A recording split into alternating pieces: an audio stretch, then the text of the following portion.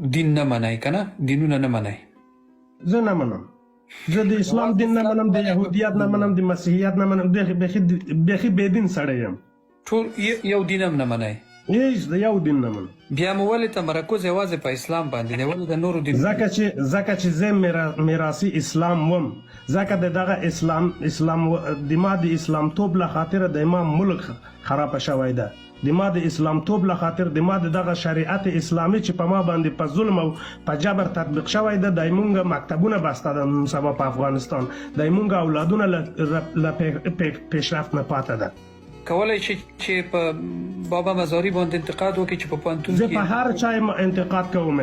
ګوره ما دا خبره په میلیونونه ځل کړې ده چې ما لپاره هر یو قماندان جهادي خپل مجرم ده، چې بابا مزاري، چې احمد شاه مسعودي، چې هر څوک یې. زه داسې په شخص نه غږېږم، زه په افراد نه غږېږم. د ما مشکل دی د ما د دغه خرافات د دین سره ده. السلام علیکم مسلمانانو، تاسو د دې خبرې نه اندازه وکئ، د دې کلیپ نه تاسو اندازه وکئ چې د اغیار د څومره زمونږ او ستاسو د دین خلاف دي، څومره زمونږ او ستاسو د اسلامي مملکت خلاف دي. که موږ تاسو وګورو په افغانستان کې څومره امن دی، هلته څومره د امن ناره ده، هلته خلک څومره خوشحال دی، هلته څومره د امن پرچار دی، هلته کې د دین پرچار دی، هلته ښایسته طریقې سره ماحول دی. خو دا خلک هغه نه برداشت کوي. ولې؟ چې یو اسلامي ملک دی، یو اسلامي نظام دی پکې او په اسلامي طریقې سره چلیږي. نو دا د اغیارو نه برداشت کیږي چې یاره دا د اسلامي ملک جوړ شي، دا په اسلامي طریقې سره رواني دي، کې د اسلامي احکامات دي. نو دا اغیار نه برداشت کوي. نو حالان کې دا الک چې کوم دی دا هم د افغانستان دی، افغانستان سره تعلق لري، خو دا تیار کړی شوی دی چې ته په میډیا باندې د دې خبرې مخالفت وکړه. ته دا ووایه چې دا کوم اسلامي نظام چې دی دا مونږ نه منو، د دې مخالفت وکړه.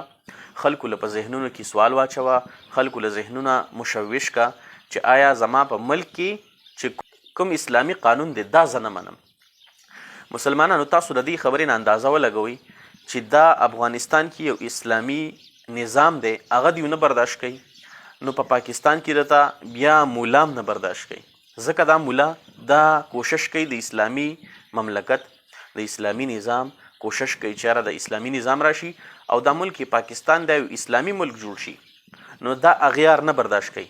خو مسلمانانو، مونږ او تاسو سوچ او فکر نه کوو، شخصیت پرستی مونږ او تاسو کوو چې یو شخصیت پسې مونږ روان یو. بس ولې هلکه د دې سړي سره ولې محبت کې؟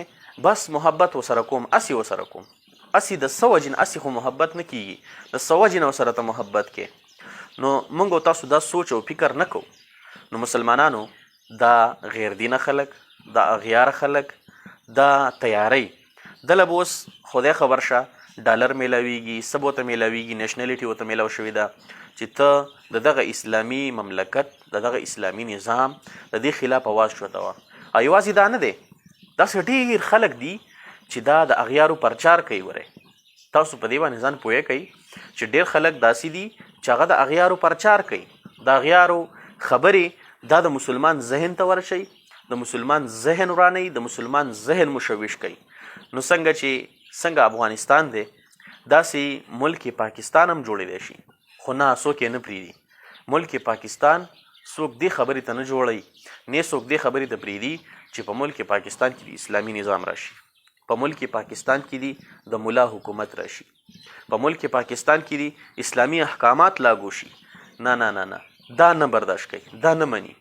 نو زمونږ علما دا چې لګیا دي د سیاسي میدان کې، دا جدوجهد کوي، دا خواري او مهنت کوي د دې لپاره که چېرې اسلامي نظام مونږ نافذ کړو، اسلامي نظام دپاره دیو کوشش کوي، دیو جدوجهد کوي او دیو چې کوم دی دیو د ملک پاکستان خیال ساتل غواړي، د پاکستان د غیورو مسلمانانو خیال ساتل غواړي.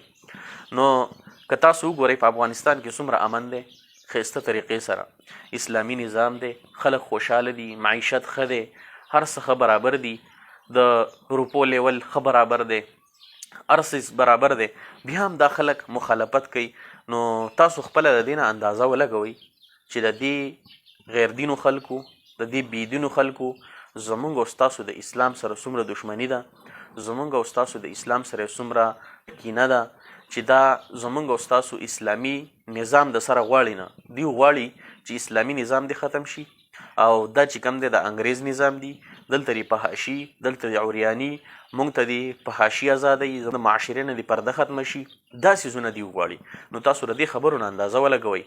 صاحب عقل خلک دا په بیا پوهېږي چې یاره دا مونږ په کم طرف روان یو.